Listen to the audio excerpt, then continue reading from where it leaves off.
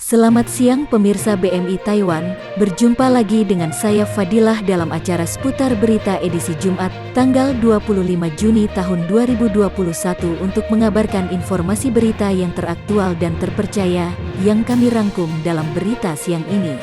Pemerintah memperpanjang masa berlaku aturan larangan masuk bagi warga negara asing, WNA, dan warga negara Indonesia, WNI, yang baru pulang dari luar negeri sampai tanggal 25 Januari tahun 2021. Simak syaratnya berikut ini.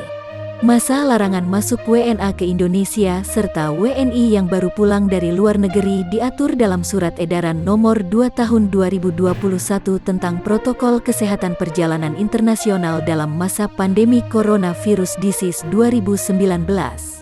Surat edaran tersebut berlaku sejak 15 sampai 25 Januari tahun 2021 dan dapat diubah sesuai dengan perkembangan situasi.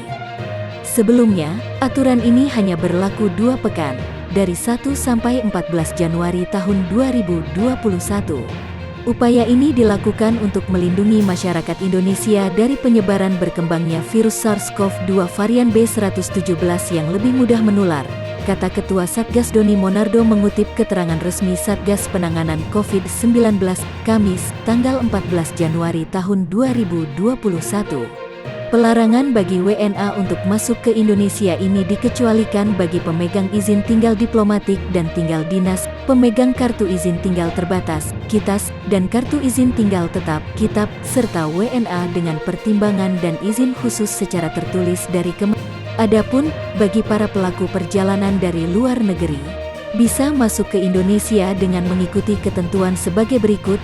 Pertama, seluruh perjalanan internasional yang berstatus WNI maupun WNA dari luar negeri yang memasuki Indonesia, baik langsung maupun transit, wajib menunjukkan hasil negatif tes RT-PCR di negara asal yang sampelnya diambil kurun waktu maksimal 3 kali 24 jam sebelum keberangkatan.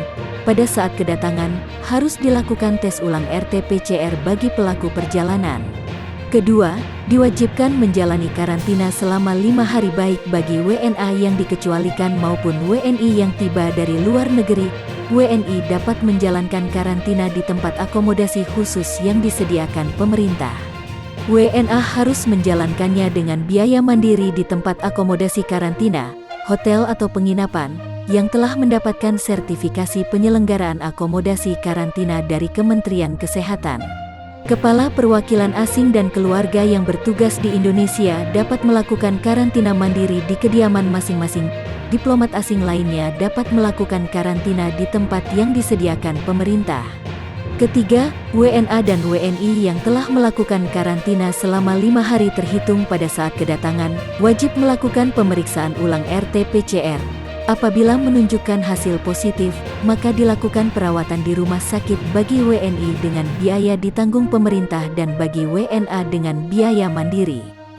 Demikian informasi pada hari ini BMI Taiwan, saya Fadilah melaporkan.